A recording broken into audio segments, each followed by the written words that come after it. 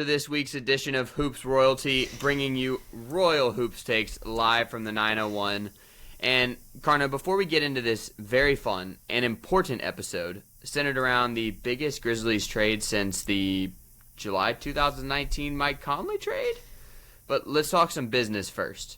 So please, if you're out there listening, please like and subscribe on YouTube. Please subscribe and take 5 seconds to give a 5-star review on Apple Podcasts or Spotify. We truly appreciate the help.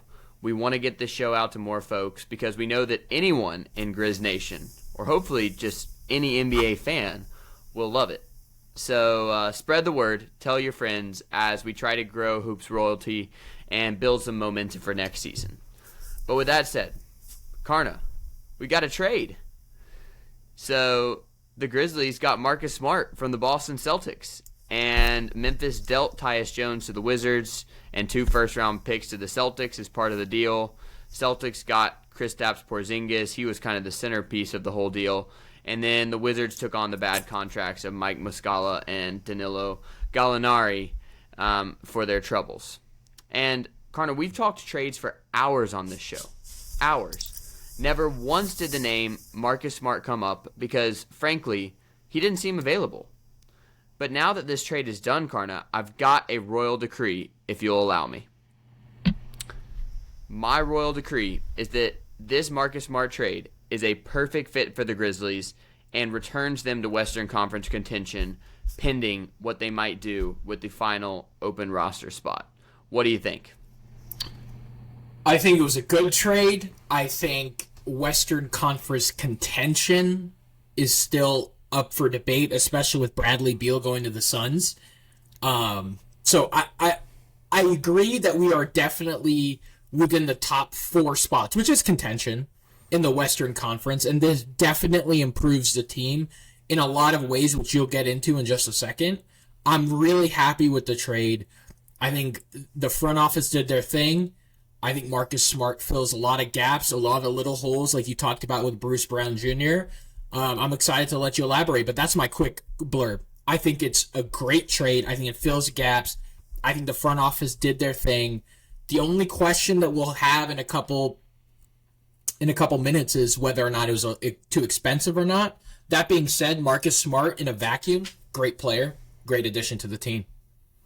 So let me elaborate on 3 reasons why this trade is a big win for the Grizzlies. Okay, and you can also read about these reasons in detail on BealeStreetBears.com, so check it out there as well. But to summarize the piece I wrote there, first, Marcus Smart replaces Dillon Brooks' perimeter defense. The 2022 Defensive Player of the Year can capably guard the other team's best player almost regardless of position. And yes, that's right. The Grizzlies have the last 2 Defensive Players of the Year with Marcus Smart and Jaren Jackson Jr. But defense is not all that Marcus Smart is going to provide. If so, you are just going to keep Dillon Brooks. But second, Marcus Smart provides more playmaking. He is a really good passer, borderline elite, who averaged 6.3 assists per game last season and has been in the top 10 for assist to usage ratio amongst wings for the past 5 seasons. In other words, he doesn't get the ball that much playing alongside Jason Tatum and Jaylen Brown. But when he did, he was making plays for others.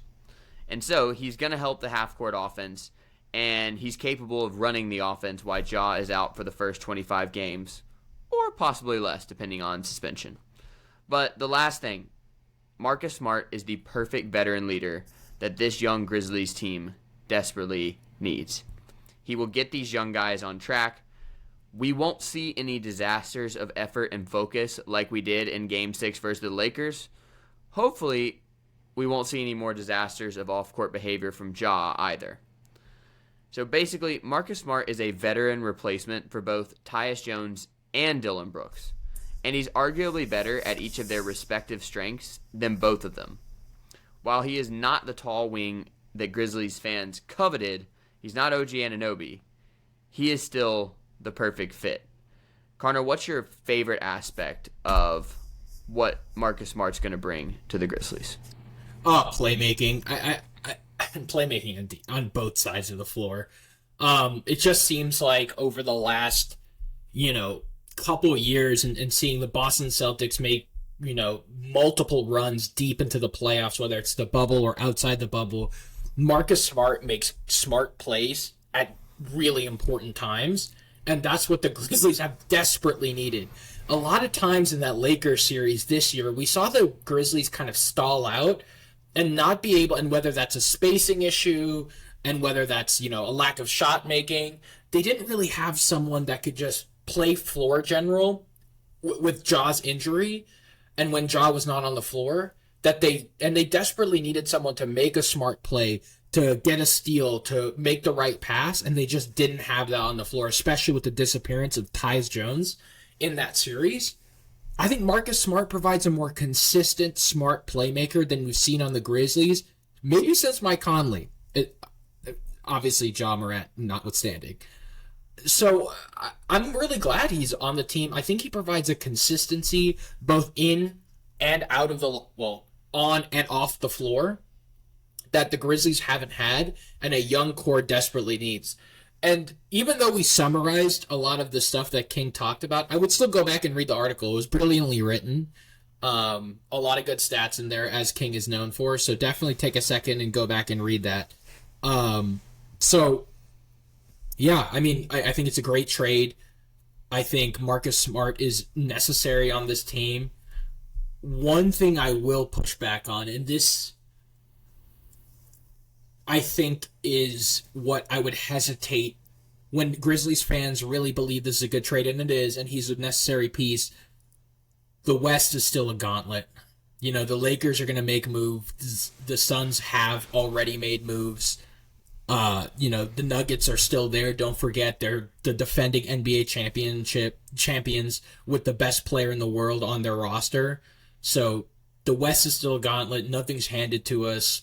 And, we'll get into this last roster spot, but this is definitely not the end of where the Grizzlies need to make improvements. If they can still pick up some important role players and some important pieces, that will kind of put us in the same stratosphere or same atmosphere as some of these other teams. But I still think we might be, if the Suns and the Nuggets and we'll leave the Lakers to whatever cash bag they drop on some free agent's door, we'll leave that to the side. But let's say the Nuggets and the Suns, I think we're still maybe half a tier below them. So I would say we need a couple more pieces to really elevate us, especially in the, deeper in the rotation. This would be a fun segment for later to talk about Western Conference tiers, but I completely agree with you that the Nuggets are still a tier above the Grizzlies even after this trade. I think the Nuggets go into next season as a prohibitive favorite to repeat. I don't see anybody in the West having the capability even of making roster moves that would bring them to Denver's level, but there's a whole bunch of teams in that second level, and I think the Grizzlies, with this move, ensure that they are in that second tier. I think Phoenix is actually in that tier because, as we talked about last week, the basketball fit with Bradley Beal is not perfect. They're much more talented than the Grizzlies, at least 1 through 4. Well, at least slightly more talented than the Grizzlies 1 through 4. But their lack of depth and lack of ball handling means I think the Grizzlies and the Suns are very much on a similar level entering next season. Same thing with the Lakers. They've got a lot of work to do in free agency just to keep around some of the guys that helped them make this run, like Austin Reeves and Rui Hachimura and D'Angelo Russell. Believe it or not, he's actually very helpful to a winning basketball team at this point. And the Clippers are there as well if they finally get healthy. The Kings are there as well, particularly depending on what they do with all this cap space they find themselves with. But I put the Grizzlies right there in that tier with the Suns, Lakers, Clippers, Kings, and Warriors. There you go. I know. We got to put the Warriors in there as well. And it does kind of look like now the Warriors are running it back without Jordan Poole and with Chris Paul. That's obviously an upgrade for them right now, particularly as it relates to chemistry. So, yeah, that's your second tier. The Grizzlies ensure that they're in that second tier, and then depending on what they do with that final roster spot, depending on how well Marcus Smart meshes, maybe they can rise to the top of that tier and challenge Denver. One other concern I would have with Marcus Smart, his leadership was welcome on the Celtics. I hope that the front office, Taylor Jenkins, whoever's in that locker room, is willing to create an environment where the young core accepts that leadership. Yeah. And I think if we're being more specific, Ja accepts that leadership. Absolutely. I think if you start having, internal strife and, where one player thinks he's above the system, that's when you're going to have some of this Chris Paul-esque, to harken back to what we were just talking about, kind of divisions in the locker room that you just don't want to see, and that can kill a team's chemistry. I think more than a lot of other sports, basketball's the foundation is built in the locker room of chemistry, right? Basketball chemistry's foundation is built in the locker room because it's a free-flowing and it's not static like football and baseball. So what I'm kind of concerned about is if we start hearing reports, from Ja Morant's camp that, we're dissatisfied with Marcus Smart because of this. Marcus Smart tried to tell Ja Morant, what does Marcus Smart want? Like, all these kind of barbs and jabs and, all this kind of discussion in the media. I don't want to see any of it. I want it to mesh perfectly. And that, as much as that's up to Ja Morant, it's also up to Marcus Smart and knowing how the young core acts and how maybe even a younger generation of player, even though, Marcus Smart's only 29, how a younger generation of player that's coming up through the league now wants to be treated. So that's something I would be, kind of concerned about is that chemistry going to be built in the locker room, and then we can transcribe that to the, to the FedEx Forum or wherever they're playing. So that's what I'm hoping to see is that leadership is accepted by Ja Morant and his camp and whoever else in the locker room, and then they're able to kind of mesh, gel together, and display that chemistry that they build in the locker room on the court. Yeah, you bring up a potentially scary dynamic for Grizzlies fans, and that is, can Ja Morant accept Marcus Smart's veteran leadership? But I'll put it this way. If you can't accept Marcus Smart's leadership, I don't know who you would accept. Because this guy has played in 108 playoff games. That's 10 more than the Grizzlies franchise in their history. He's been to 5 conference finals. That is 4 more than the Grizzlies franchise history. He has been to the playoffs every year of his career. He has been a key part of basically every one of those teams. He is known as one of the hardest playing guys in the entire association. 3-time Hustle Player of the Year award winner. He's going to hopefully inspire the Grizzlies to revamp this grit and grind mentality. When people would use grit and grind to describe the Ja Morant, Jaren Jackson, Desmond Bane Grizzlies, I'm like, well, yeah, that's the team slogan, but this is not grit and grind anymore. They play good defense, but they play good defense because of a flashy defensive player like Jaren Jackson. And their offense is built on a flashy offensive player like Ja Morant. It wasn't that tough-nosed mentality that built Memphis into the Western Conference contender that it was in most of the 2010s. I think Marcus Smart brings you back to that level. And the connections between him and Tony Allen, the fact that they were both traded from the Celtics to the Grizzlies at age 29, the fact that they both went to Oklahoma State, the fact that they are both elite perimeter defenders. It's almost too good to be true. And the thing is, he's a better offensive player than Tony Allen, too. So if he can be that Tony Allen piece of the next era of grit and grind, the Grizzlies are in a good place. And in a lot of ways, I think we talk about how Dylan Brooks exemplified a lot of the hard-nosed aspects of the Grizzlies organization and the product that they put on the floor, but also in another way, the kind of grit and grind of the city, right? He was a gritty player. He did things that were needed. He wasn't always the flashiest players, especially when it comes to hitting shots. He could definitely hit somebody's nuts, though. He was excellent. Yeah, but all that stuff, a lot of doing what's needed and not always what's glorified is something that exemplifies the a gritty basketball player, and Marcus Smart is a better version of that in a lot of ways, where he's gritty, in his leadership. He grinds in the gym, he grinds in the film room, he does everything a professional is supposed to do. And he also provides solid statistics, playmaking, basketball IQ.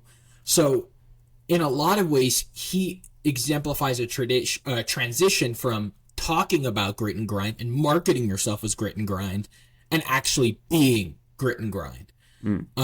So I'm excited to see how this plays out on the court. But King, why don't you run us through kind of the minutia of the trade, the specifics of the trade, and then we can kind of evaluate from there as well. Yeah, so it's important to realize that this is not a free agent signing. The Grizzlies had to give up something in this deal, and what they gave up was fairly significant. So the Grizzlies traded away Tyus Jones, who was owed $14 million on a one-year deal. We've talked at length about why it was probably time to part ways with Tyus, even with Ja's suspension, namely his poor playoff performance and the fact that he can't really play alongside Ja. But you have to love Tyus. He was an excellent backup guard. And when he filled in as a starter, he looked like that could be his role in the NBA. He could be a full-time starter. He was always reliable, led the NBA in assist to turnover ratio. You felt good when he was on the court. So you give up Tyus Jones, but the Grizzlies also gave up 2 first-round picks to Boston. Their number 25 selection this year, which Boston eventually flipped for second-round picks, and the much-discussed 2024 Warriors first-round pick. That seemed to be like the crown jewel of any Grizzlies trade package. But given the Warriors' recent moves, it seems like that 2024 pick would likely be in the 20s as well, barring major injuries. So in all, the Grizzlies give up Tyus Jones 2 first-round picks, likely in the 20s. Is that too much to give up for Marcus Smart? I think if you look at it, it depends. I think for where the Grizzlies are in win-now mode, it's not too much to give up. I think if you were looking at this in a vacuum and you just said some team had given up all these assets to get Marcus Smart, you would say that's a very lateral move from Tyus Jones. But if you put in the context of the season and where the Grizzlies need to go and what they need to replace in Dillon Brooks, this is absolutely a perfect trade. The only thing I would say is, and there's no way you could get a deal done without this, is if you keep the Warriors 2024 pick just so you can preserve future depth, is my only caveat to saying it's a perfect trade, right? Because if you keep next year's pick, you're giving up a lot of future assets in this trade for a 29-year-old. So my argument is okay, you keep your, that Warriors 2024 pick, likely to be in the 20s, but maybe the late teens if we get lucky. So I would say this is a great trade. It's not too much to give up. You're in win-now mode. You need to keep up with the rest of the Western Conference. It's maybe the best conference that we've seen in years, aside from maybe LeBron's Eastern Conference runs. I'm not sure. But I would say it's probably the best conference we've seen in years, or rather the most one-sided we've seen the NBA being a long while. So you need to keep up with the Joneses. So I think it's a good trade. I don't think you didn't give up everything for a player that fits perfectly within your system, fits perfectly with a personality, fits perfectly with the locker room, hopefully, or fits perfectly with ideally what the locker room needs. So no, I don't think it's too much to give up. You got this is what I see too. You get I would love, and this is ideal. David Roddy just learns from Marcus Smart and becomes him. That would be a perfect kind of corollary where there's both physical guys.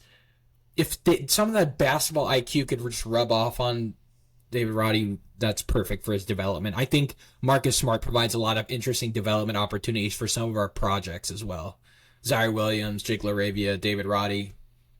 he provides a lot of interesting development opportunities for them. That is a great point. I mean, I'm sure part of the reason why the front office was so eager to get Marcus Smart and why before this deal they were rumored to have interest in Draymond Green. No way they were ever getting him. But it is very clear that they saw the disaster of the Grizzlies' playoff run, and they saw the myriad of off-court behavior, probably slightly overblown trash talk. Overblown concerns about trash talk. I don't think that most of what the Grizzlies said, including Fine in the West, was actually that controversial. It's just in our media aggregator world, statements like that are going to get out to millions of people, and they're going to become the talk of the sports radio circuit for a few hours. But I digress. Either way, it was clear you need veteran leadership, and they were looking for a consummate veteran, somebody who not only has been there in big games, but is known as a leader on their team already. But to answer my own question from earlier, this deal was not too much because the Grizzlies still control all of their own first-round picks. I mean, they probably would have preferred to put their own 2024 pick in the deal rather than the Warriors because you hope you're going to be better than the Warriors. But it's not that big a deal. You still have a first-round pick next year and for all the years afterwards. And Marcus Smart is on a team-friendly deal. He's under team control for the next 3 years. He's owed $18.6 million this season, $19.9 million next season, $21.3 million for the final year of his contract. That's in the 2025-2026 season. That's perfectly reasonable for the guy who you hope to be your fourth best player on a potential title team. That's going to span his age 29, age 30, and age 31 seasons. It's roughly 13% of the cap each season. Barring injury, he is at worst a key rotation piece and defensive stopper. At best, he's the fourth best player on a title team. This is good value, and those picks didn't mean that much to you anyway. You already have projects in Zaire Williams, Jake LaRavia, and David Roddy on the roster. It would be tough to add more and still go give those guys a chance to develop. But let's get to the on-court stuff. Carney, you talked about earlier how specifically the playmaking on offense and defense can be a way Marcus Smart will help the Grizzlies on the court next season. What does Marcus Smart need to do in order to best fit into this Grizzlies squad? And you might want to talk about this both during the Ja suspension and once Ja returns. Yeah, during the Ja suspension, I think it will be a lot more about his playmaking ability. So it will be a lot more about learning the offensive scheme that Taylor Jenkins wants to run, effectively learning how to play with someone as dynamic and long as Jaren Jackson Jr. is. So that will be, those two pieces will be incredibly important, is learning the system that we want to run and then executing that with players that are just different than the Celtics have been. And this is like comparing Al Horford to Jaren Jackson Jr., especially where Marcus Smart saw Al Horford in his career, just doesn't make sense because Jaren Jackson Jr. is wildly more athletic. So, and it has a different skill set. Towards the end, where Marcus Smart was hitting his prime and Al Horford was on this team, or on the Celtics, Al Horford is like almost a spot-up shooter, right? Like he does go in the post sometimes, but what he's known for is picking and popping. So I think, and Jaren Jackson Jr. does have that element, but it's knowing when Jaren Jackson Jr. can play in isolation, knowing how to play with someone that can score almost at all three levels. Actually, we'll say two because his mid-range is probably not that great. So, like, these are things that you just have to learn by playing and practices. So that's kind of the pre-Ja era.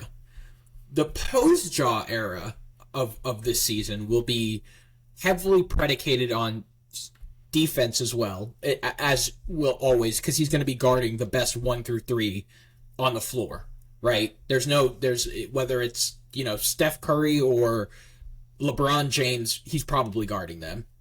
And then understanding how to play with Ja in this system as well. I think Desmond will be easier as a plug-and-play player around Marcus Smart.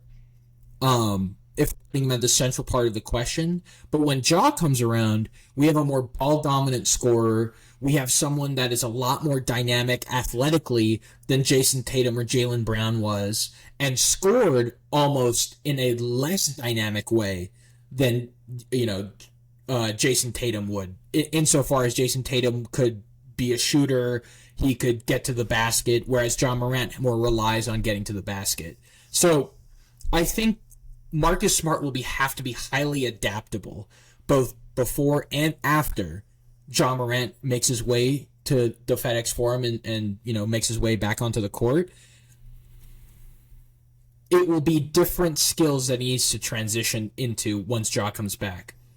Letting go of the ball, playing off ball, being more defensive minded, be more playmaking minded. Whereas when Ja's not on the floor, having the ball more in your hands, still playmaking, but in a different way insofar as you might need to get to the basket. You might need to drop 20 one night. You might need to, assist Jaren Jackson Jr., whereas Ja would be more of the facilitator for Jaren Jackson Jr. when he comes back to the floor. So it's the plasticity by which Marcus Smart needs to play and transition in and out of roles depending on who's on the floor. Because if we're being honest, too, Ja Morant's going to probably face an injury during the season. And I knock on wood and I hope it doesn't happen, but if recent history dictates how many games Ja Morant's going to play, there's going to be a chance that he's out part of the season as well.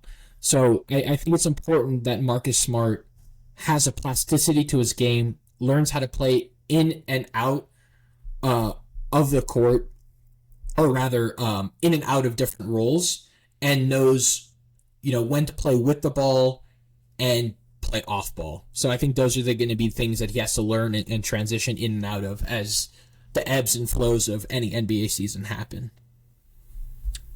Plasticity is a really good word to use for Marcus Smart. And the thing that, in my mind, will ultimately determine whether this deal is a success is whether the plasticity that he showed on defense in the first stage of his career transitions to the second stage in Memphis.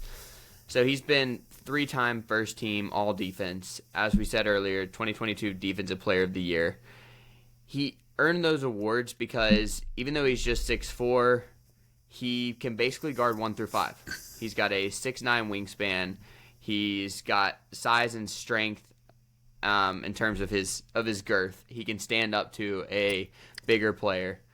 And that versatility is what earned him a reputation as probably the best defensive guard in the league. That's got to translate over because the Grizzlies are counting on him to guard the other team's best player almost regardless of position. If the best player is not a center, then Marcus Smart's probably taking that assignment, just like Dillon Brooks did last year. Both of these guys ranked among the top 10 in hardest matchup difficulty as a defender last season for a reason. Dillon Brooks and Marcus Smart have similar defensive versatility, and their teams had similar needs to fill that versatility, and so they just ended up having to take the hardest matchup. That's going to be even more true in Memphis for Smart than it was in Boston. Jason Tatum and Jaylen Brown are still really good defenders. They're long, they're rangy. They can guard multiple positions in their own right. The Grizzlies don't really have another guy who can fill that role. Desmond Bane is a very strong defender, physically strong, but his lack of wingspan, his relative undersizedness at about 6'6", for what will effectively be the small forward once Ja returns. They don't really have another option to guard the other team's best perimeter player. Obviously, we know Ja Morant's not taking that role.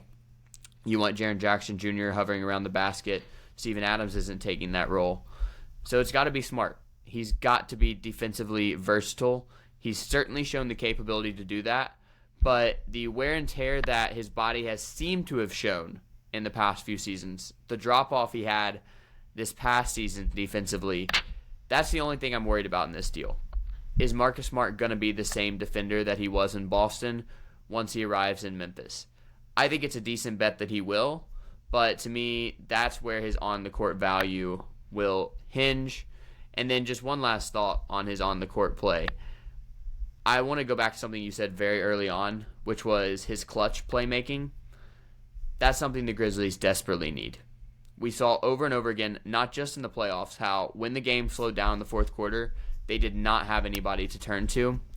Marcus Smart has been there. Go back to game 1 of the first round against the Nets last year. He gets the ball with just a few seconds remaining. He drives in, gets a paint touch, but has the presence of mind not to just throw up a wild runner. Instead, he passes it off to a cutting Jason Tatum. Tatum gets the buzzer-beating layup. They go on to sweep the Nets. That's the example of his playmaking under pressure. If you listen to Celtics fans, they'll say the ball seemed to find Marcus Smart in clutch situations. They weren't always happy about that. They'd rather it be in Jason Tatum or Jaylen Brown's hands. But I think Memphis actually needs somebody besides Ja Morant who is comfortable handling the ball in the final seconds of a game. And that's something that Marcus Smart can provide. Yeah, completely agree. The Grizzlies aren't necessarily done yet. And so, Carter, any more thoughts on Marcus Smart, or are you good to transition to that final open roster spot? Yeah, let's transition. Great trade. I think we agree on a lot of things.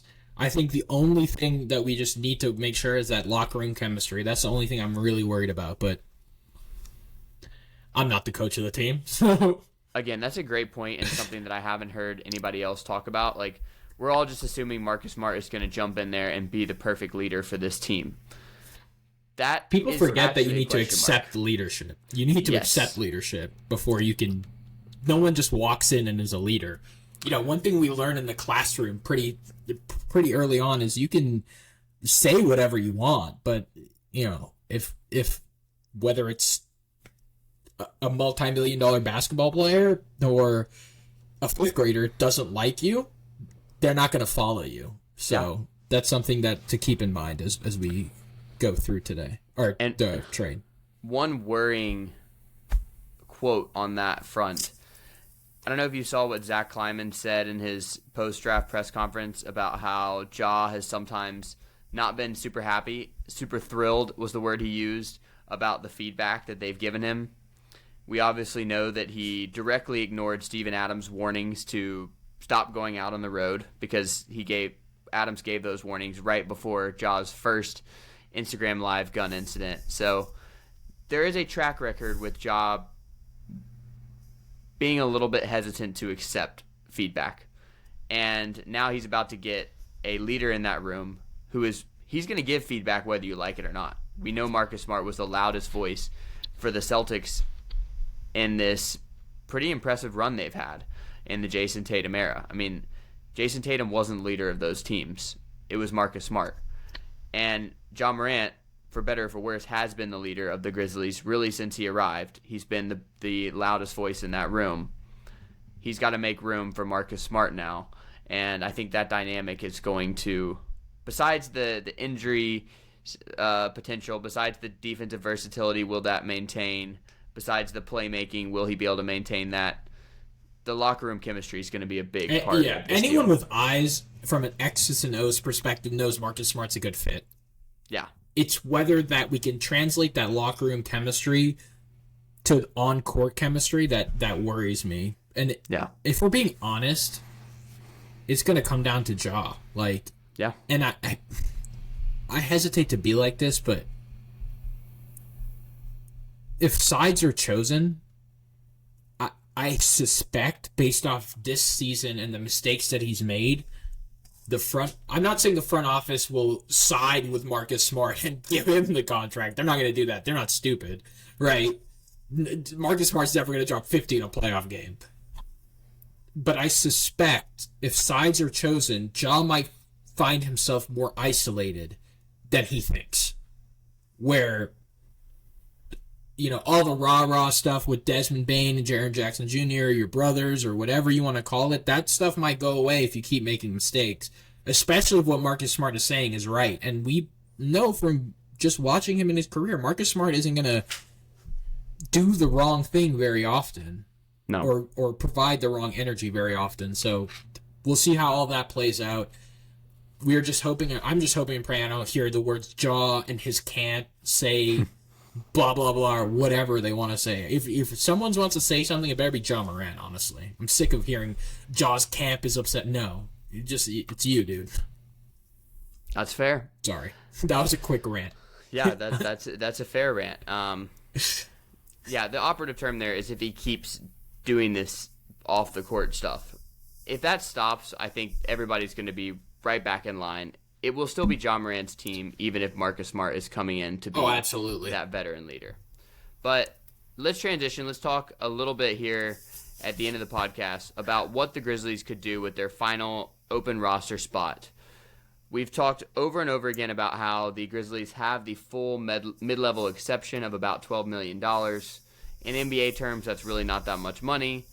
And based on Zach Kleiman's comments after the draft about not making another major move, it would seem that the Grizzlies are not looking to make a splashy sign and trade, nor do they likely want to give out a multi-year full MLE due to luxury tax concerns. We both think the Grizzlies have to pay the luxury tax to compete, and Kleiman again reiterated that owner Robert Parra is willing to do that, but I will believe it when I see it. I mean, the extent to which he's willing to pay that tax is still an open question. So a 3-year, $36 million contract for a Bruce Brown, that's probably not on the table because that's going to push you way into the tax. But there are still lots of guys available on a 1-year MLE or something below that full amount who could help the Grizzlies. Karna, with all options on the table, what would you like to see the Grizzlies do with this final open roster spot? I think it would be interesting to get... I put 2 names down because I think if we start talking in abstracts, it's not useful as like a thought exercise of what the Grizzlies can do, right? Because we're heavily constrained by, the MLE, luxury tax, cap space, just all financial concerns, to sum it up. There's one guy that he had social media moments, if we're being honest, but he had a pretty statistically good year in Yuta Watanabe. 6'9", fills a lot of the length that we need.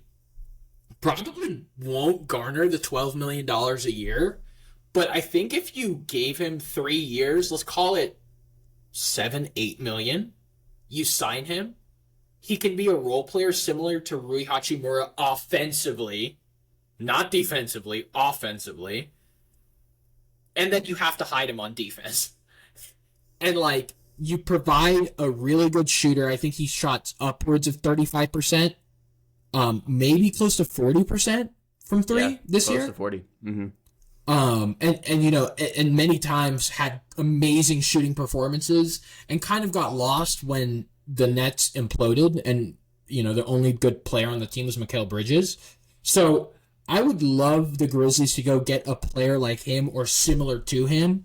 And if TJ Warren ever wants to show flashes of what he did in the bubble, it would be great for him to be on the Grizzlies as well. But Yuta Watanabe is definitely on my wish list. I think we get him for below the MLE. You don't have to worry about the luxury tax as much. I mean, the billionaires get to sleep well at night, I guess. I don't know. That would be my wish list right there. Interesting. Okay, so both of those guys make sense in some ways, but I'm not sure I'd be thrilled about either one of them. I wouldn't be thrilled with anything that's actually available for the financial concerns. That's fair. So Yuta Watanabe, former Grizzly, he did have a really solid season. He shot 44% from 3 this year. He plays with a lot of energy on defense, but not a lot of success. I kind of think he maxed out what he can do last season in Brooklyn. I mean, he's 28 years old. When he was with the Grizzlies, he was doing basically nothing. With the Nets and the Raptors these past couple years, he's gotten a bigger role, and even though he shot the ball really well, he still averaged just 5.6 points per game. I'm not really sure with his defensive limitations what more Yuta is going to be offering you. And then with TJ Warren, I mean, he could barely play with the Suns, and they had like the worst depth in the league. Only shot 31.6% from three, while on the Suns, 33.3 for the prior portion of the season when he was with the Nets. I just kind of think seems like TJ might be washed. And at 29, he may have one more push, but he looks kind of washed to me. I'm going to give you some of the more reasonable names later. We can wrap up with that, but I want to get a little bit greedy and reckless here first, Karna. Okay? Okay. There are two possible sign-and-trade targets that I think would really interest the Grizzlies if they could send out Dillon Brooks in some kind of three-way deal. Kyle Kuzma and Harrison Barnes. Now, with Desmond Bane's expected extension of possibly 5 years, $207 million, that's right, Desmond Bane is pretty likely going to be the highest-paid Grizzly. A deal for either of these guys would probably push the Grizz way into the luxury tax, likely beyond what the Grizz would be willing to pay. But hear me out on this one. Grizzlies send Dillon Brooks to the Mavericks, who have been rumored to have interest in him. The Mavs take John Konchar's increasingly problematic contract as a concession. Basically what they're giving up is they're saying, I'll take this contract. The Grizz send Zaire Williams and 2 more first-round picks to the Wizards, and the Grizz get Kyle Kuzma somewhere between 20 to 25 mil. Would you do that deal to have a top 6 of Ja Morant, Desmond Bane, Marcus Smart, Jaren Jackson, Steven Adams, and Kyle Kuzma? I don't know why you did this. I don't know why you put this in the podcast. There's so many like moving parts, and then this one, it's like why it. I mean, okay, let's start. Like in a fantasy world, sure, why not? I would love that. Would basically guarantee that you are now on the same level as the Suns. If you think about it, 1A, 1B, 1C, you are contending now with the Nuggets in the 1/8 rail, right? Yeah. So in that sense, sure, fine. In another sense, you would have to rely on 2 GMs just being complete idiots, right? Like you would have to rely on the Mavs, not like the GM, not just like being blind from the playoffs. I don't think Dillon Brooks is a good fit for the Mavs. I don't think Zaire Williams maybe is not a good fit anywhere. Question mark, but maybe he could benefit from a change of scenery and play like get increasing minutes on the Wizards will benefit him in an ideal world. Where you start to lose me is the first round picks, because then you're really mortgaging a future, right? Oh yeah, you are mortgaging a future, and you are currently in win now mode. And if you don't win, you are in a severe place financially, where you are not able, there's no flexibility. If that 6 doesn't mesh, if that 6 doesn't produce a championship within the next 3 years, if that 6, doesn't produce almost immediately, the trade is terrible.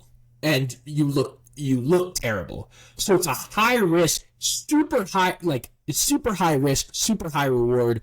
You're mortgaging your future. You're mortgaging a lot. And you're just relying on the fact that the Mavs, for some reason, want Dillon Brooks, which they have reported to. But so the Rockets. I think a lot of teams are just saying these things. I don't think they. I think Dillon Brooks doesn't really solve a lot of issues, namely the chemistry between Luka and another superstar that they would have to win a championship. So there's a really marginal lateral move for the Mavs that would be somehow franchise changing for us, so I'm not sure that would work. I agree that most likely the other GMs say no. But if you're the Wizards and have the potential to lose Kyle Kuzma for nothing, and instead you're getting 2 first-round picks and a former top 10 pick, I think you might take that when you are trying to be bad. The Wizards are in full tank mode, seemingly. And I don't think Kyle Kuzma is the guy you're building the ship around. Okay, so I could see them being enticed. And then with the Mavericks, they're not giving up literally anything. They don't have to put anything into this deal for it to work in my idealized world. They just get a defensive stopper, and they don't need shooting. So Dillon Brooks is not going to hurt them so badly in that regard.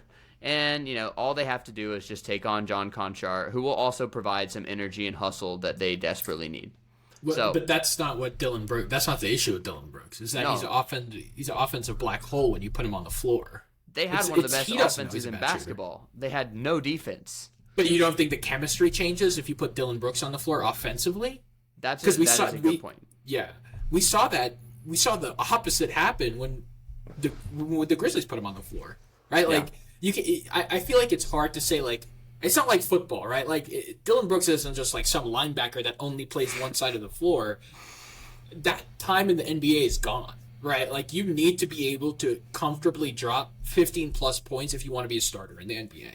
Yeah. Like, we're being honest, right? Like, and Dylan Brooks can't do that every night on an efficient scoring, on efficient scoring. So it's like, if I'm the Mavs and I see...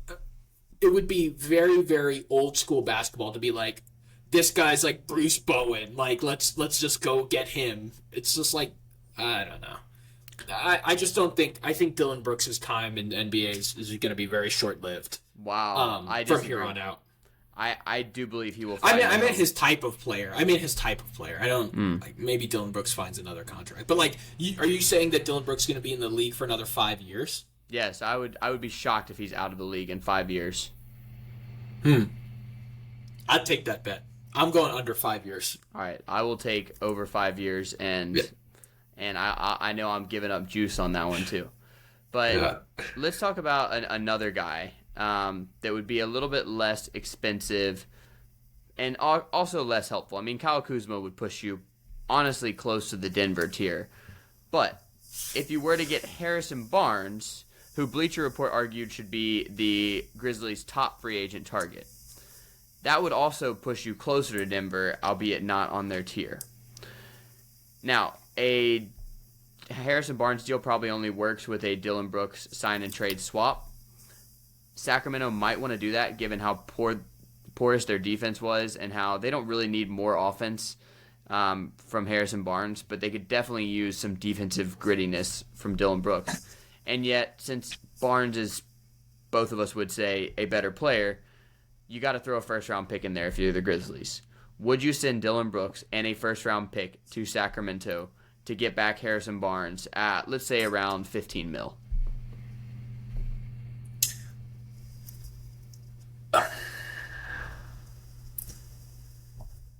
Harrison Barnes has proven himself to be a good, sometimes great defender in the NBA. Would you agree with that? I don't think he is anymore. I think at this point he's average. But we're talking Warriors. We're talking early Kings. Mm-hmm. He has had flashes of good defense. For sure. If he can replicate that combined with Marcus Smart, we're talking about two of the better defenders perimeter-wise in the NBA. So yes, I mean, to answer your question, yes. He is an upgrade. Does he become, my question for you would be, does he become redundant with Marcus Smart? Where they're cannibalizing each other's minutes? And if you don't think so, and you think that you have a novel use case for Harrison Barnes, then absolutely you make this trade. Because the value that you're giving up, again, it puts us firmly in win now mode, right? You give up some picks, you're firmly in win now mode. So, yeah, I mean, that's my thing. I do the trade. Yes, I do. Especially if you think you can use him novelly from Marcus Smart and you're not replicating efforts or duplicating like two players that have some of the similar pitfalls and similar things. The only issue I would see is that Harrison Barnes has been inconsistent from a scoring perspective and from a playmaking perspective. So that would be my only concern or con to add to that list if I was doing a list of pros and cons for that trade. It would add a lot more offense and half-court playmaking because Harrison Barnes is a good three-point shooter at this point. Around 37, 38% on high volume. He's a bit of a playmaker as well. And why I would really love to have Harrison Barnes is he would provide you some matchup flexibility once you get Ja back. I actually think the starting lineup of Ja, Dez, Marcus in the 1 through 3 spots can work, but it is small. you're talking 6'3" with Ja, 6'4" with Marcus Smart, 6'6" but with short wingspan for Desmond Bane. If you also had Harrison Barnes to add to that rotation, and now you've got a taller player who's not a great rebounder but a good one, that gives you some flexibility against bigger teams. And I think you could kind of interchange Marcus Smart or Harrison Barnes depending on the role. I just don't think the Kings are going to do that deal, unfortunately, but I'm sure the Grizzlies are making calls there. Another guy who could be available is Chris Middleton. While I would love him in a vacuum, I'm afraid he's going to be too expensive for a guy that age. I'd rather have Barnes for cheaper or Kuzma because he's younger. But now, let's talk about some more reasonable targets with the MLE. Most likely the Grizzlies are not going to do one of these sign and trades, but they hopefully will fill that final roster spot through free agency. So, Carter, I would love to see the Grizzlies add either a guard for depth and ball handling or a big wing who can provide some insurance when that Marcus Smart, Desmond Bane combo at the 2-3 is just too small. So some names that have been floated here either by Keith Parrish of Fast Break Breakfast and Grits and Grinds or DeMichael Cole of the Commercial Appeal that I also like in basically the relative order of how much they would cost you. Okay? Some names are Dante DiVincenzo, Josh Richardson, Jalen McDaniels, Matisse Thybulle, Josh Okogie, Torrey Craig, Shake Milton, all of whom you could probably have for less than the full MLE of $12 million. Let's actually throw DiVincenzo out because he's likely too expensive. I just wanted to throw his name in there because a 40% three-point shooter and secondary ball handler would be incredible and worth a slight overpay. If the Grizzlies can get DiVincenzo with the full MLE, go for it. I just don't think they'll be able to. So anyway, that leaves Richardson, McDaniels, Thybulle, Okogie, and Craig. Give me two or three of those guys that you would take for that final roster spot. Okogie and Thybulle are both elite defenders. So I think if I just on spec, I would take them. I would never want a University of Tennessee graduate on the team, so Josh Richardson is out. I'm just kidding. Yeah, no, but those two guys, from what I've seen, Matisse Thybulle has been able to, lock people down defensively. His offensive capability is really bad. So, do we get into like a Dylan Brooks thing? He was able to improve himself, from a 3-point perspective, but he is, he's just not have been effective. Josh Okogie, again, he's 6'3" guy. He's not the biggest guy on the floor. He's done well in the Suns system. He's a good energy guy, but again, offensively, these guys are kind of defensive first minded people. But I think with you, when you have these guys more as role players and not as the starting three on your team, then you are able to more effectively integrate them into their team. Plus, both of them have shown that they're able to play offensively within a system. They're also the cheapest probably going to be on here, right? Like, I can't imagine Torrey Craig is a 39% three-point shooter just given away for free. A lot of these guys are Josh Richardson too. He can handle the ball. He's a good like these. I think some of these more dynamic, longer players are going to be a little bit too expensive because the wing market's insane right now, right? Yeah. So do you think these your first three guys are going for MLE? You think they're going for $12 million? Based on what I've read, yes. I actually think Richardson and Craig are both going to go 6'6", good defender. Yeah. 35% three-point shooter and up.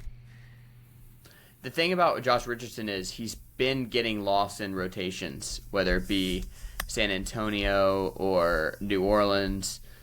Of late, he just hasn't been finding the floor. The stats are still there.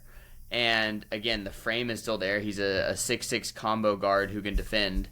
He would be an excellent guy to add to that guard room while Ja is out.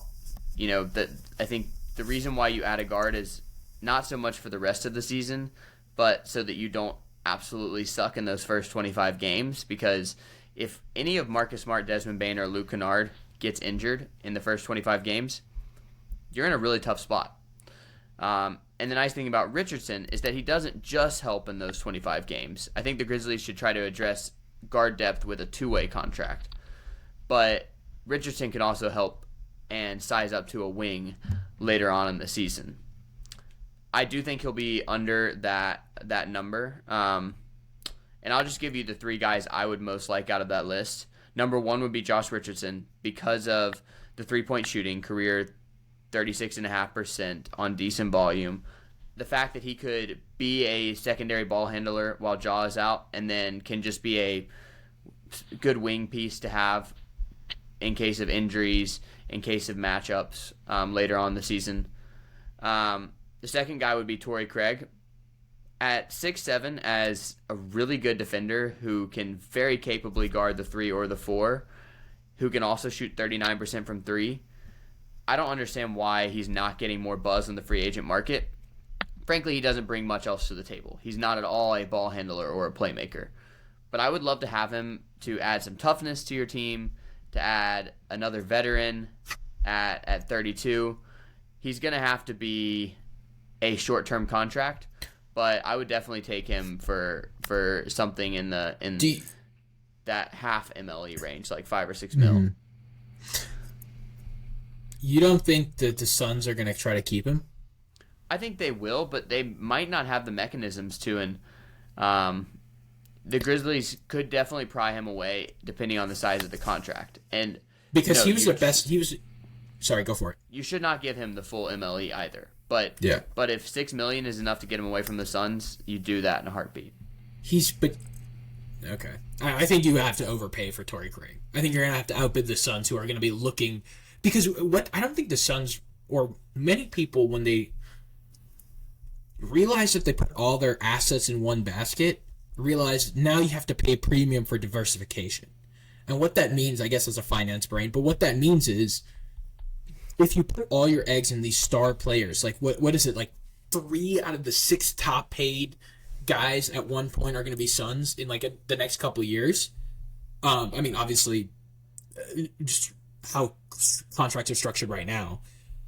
So it's like now you have to pay a premium as well for cap, because now you can be outbid by other teams that have more cap space.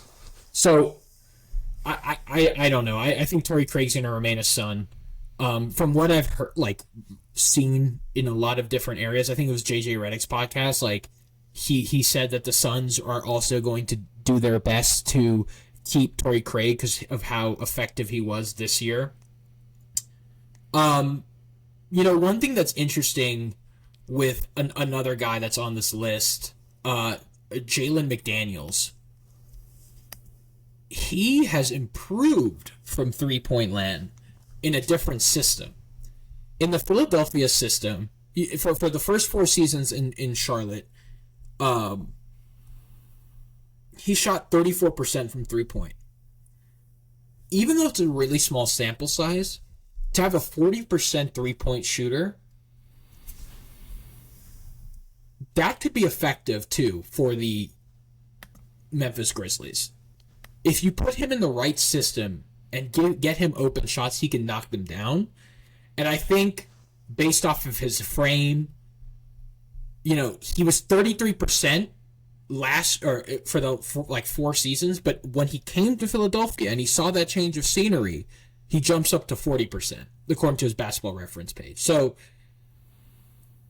I don't know. I think that these options all have kind of holes in them, whether it be financially or, bidding on an open market, because this is a need for almost every team in the NBA right now, is a depth guard that can guard 1 through 3, 1 through 4, and has the frame. So, I don't know if these were able to really put together something that's foolproof, where you have someone like Josh Richardson or Torrey Craig under team next year. That's why Thibault and Okogie, who Josh Okogie is on the smaller end of where you'd want him to be, but still can operate effectively within the system, can give you good minutes, are improving, And then going back to Jalen McDaniels, I think he gives you the opportunity to grow with the team at being 25, which is necessary. Yeah, but he also adds to the young core. He doesn't provide some veteran presence. You're taking Okogie, Thibault, and McDaniels because you think they're going to be more reasonable costs, particularly McDaniels because of the improvement in three-point shooting and the fact that it seems like there's still room to get better. That's all fair. I'm just saying, from what I read, John Hollinger does an excellent stuff with this at The Athletic. Torrey Craig and Josh Richardson are very unlikely to get the full mid-level exception of $12 million. And so if you can get those guys for less than that, both of them are going to help you. I completely agree. Do you think that we should give out the full mid-level exception? No, I don't for either of those two players. Of the people we've listed, Dante DiVincenzo. Yeah, you don't think they will on the open market? No, I don't think they're going to get it on the open market. You said Hollinger won't. Okay. I don't know. It's hard to believe that. I'm not saying that they will get the whole MLE. It's hard to believe that the Grizzlies are in the best bargaining place to get these two players. That's kind of more my point rather than. And that was my whole point with the Suns, right? Is like now we are paying premium for depth in these areas, right? Yeah. Like for the frame, for the 6'6", 6'7" veteran presence frame that you want from Richardson and Craig. These are definitely high end and not.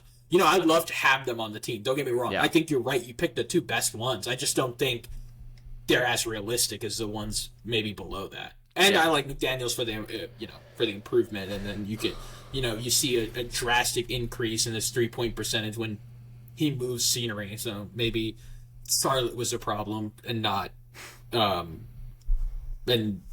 Phillies unlock something. I don't know. Charlotte's been the problem before. But so I would take Josh Richardson or Torrey Craig at the right price. The last guy I'll mention, Shake Milton, is probably also going to be below the full MLE. Maybe you can get him for $5 to $8 million. As a 6'5" athletic combo guard who's a good shooter and ball handler, 36.5% career 3-point shooter. At worst, he provides you some bench juice. At best, he capably slides into your guard rotation even after Ja returns. So I would also give a look at Shake Milton. Josh Richardson, Torrey Craig, Shake Milton would all help your team. I really hope the Grizzlies won't let future salary concerns, won't let a desire for developing depth keep them from making a free agency move that would help. Because the worst thing you can do is not play the guys. And hopefully your young guys do develop and they do take those roles. But if not, Josh Richardson, Torrey Craig, Shake Milton would provide you some insurance in the meantime at a relatively cheap price. Then, Karna, we got to wrap up here in a second, but the Grizzlies did take a couple draft picks, most notably number 45, GG Jackson. In the middle of the second round, the Grizzlies select a guy who at one point was thought to be a first-round talent. He was the number one player in his class before he reclassified, came to South Carolina last season, had a disappointing season, tanked his draft stock, but the Grizzlies get him at number 45. Just give us your very quick thoughts on this draft pick for the Grizzlies. The other pick is a draft and stash. Tariq, I'm not going to try to pronounce his last name right now, but let's just say he's very unlikely to play for the Grizzlies. The person they selected with the number 56 pick. That's a draft and stash play that maybe you can include in a trade someday down the line. But give us your thoughts on GG Jackson, who will be joining the Grizzlies on a two-way contract. He has the frame. He has the athleticism to play in the league, obviously. He still needs to, he's like a raw talent. That's the best way to describe him. He needs, he's going to need to develop in a lot of ways, probably shooting. It seems like he had a maturity problem in South Carolina, but, I mean, who doesn't when you're 19, right? Yeah.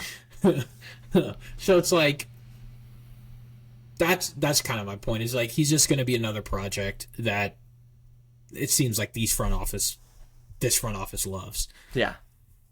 There was a more complete player that probably could have benefited the team better. I don't know. I'm no draft expert, but you know how I feel about Keontae Johnson. He was picked 50th, I believe, by the Thunder, which has proven to be a somewhat smart front office, I guess. Yeah. So all that's to say is like it's just another project. I wasn't impressed. It didn't move me in any way. It seems to have maturity issues that probably should be monitored because he's a young kid. Like, do I think he's going to drastically change the outcome of the franchise in the next 3 years? Probably not, but, who knows? I could be wrong, and they could work their development magic, and he could play significant minutes. And this is going to sound such homerism, but if we're being honest, like, I think Timmy Allen, who they signed as an undrafted free agent, is, like, a more complete player in a lot of ways. Like, he can score from all three areas of the court. Like, he can score on three levels. I don't know. I think that was a steal, is getting Timmy Allen, actually. I think he's going to be really good. Free agent signing. I do. I think he's going to be solid. I think you might see him get a couple minutes here and there. Or I hope so. So, project, athleticism, young. The Grizzlies have picked this person before. We'll see what happens. So, by the way, that number 56 pick was Tarek Biberovic.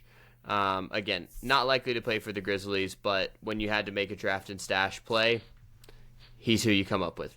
But my thoughts on Gigi Jackson, to get a guy who was once thought of as a lottery pick at number 45, I don't know how you can do much better.